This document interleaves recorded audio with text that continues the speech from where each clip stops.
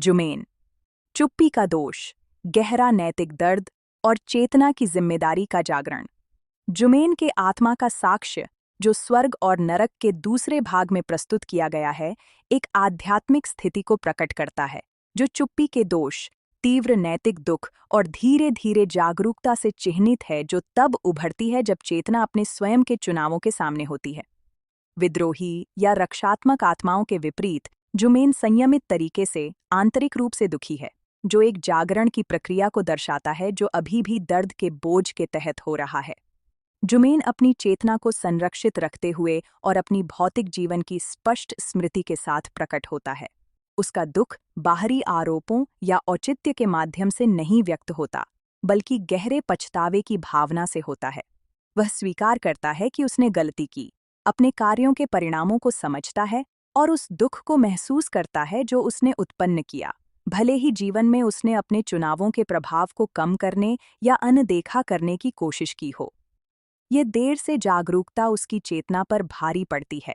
आधुनिक गहरी मनोविज्ञान इस स्थिति को समझने में मदद करती है।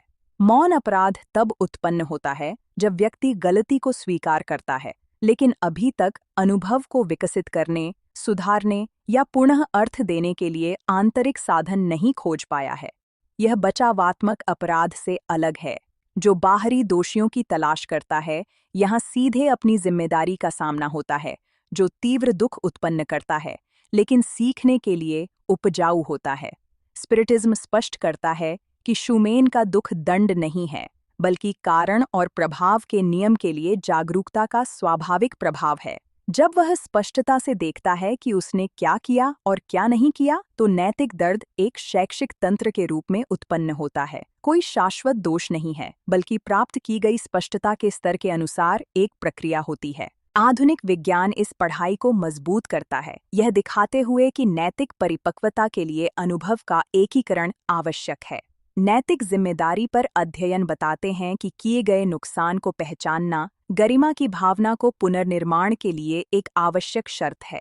आध्यात्मिक स्तर पर यह एकीकरण अधिक सीधे रूप में होता है, क्योंकि अब कोई भौतिक व्याकुलताएं नहीं हैं जो धारणा को कम कर दें।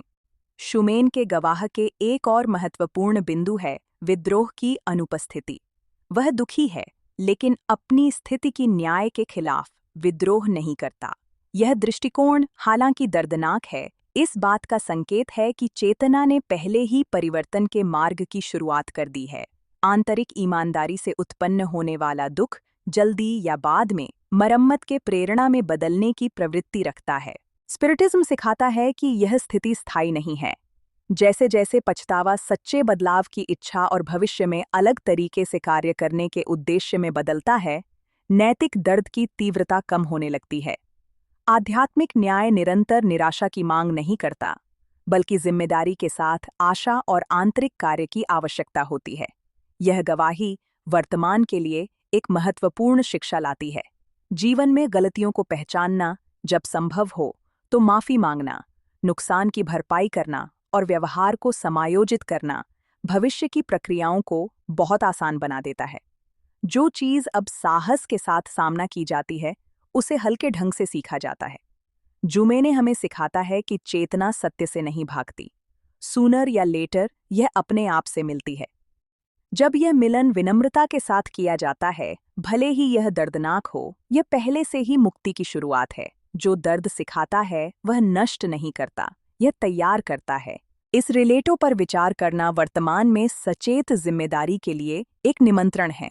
विकल्पों को अपनाना, रास्तों को सुधारना और अब सहानुभूति के साथ कार्य करना अपनी चेतना के भविष्य के प्रति एक गहरा ध्यान है।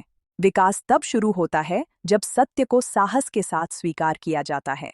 यदि इस गवाही ने आपको दोष, जिम्मेदारी और आंतरिक परिवर्तन पर विचार करने में मदद की है, तो लाइक करें, साझा करें और अपनी टिप्पणी छोड़ें।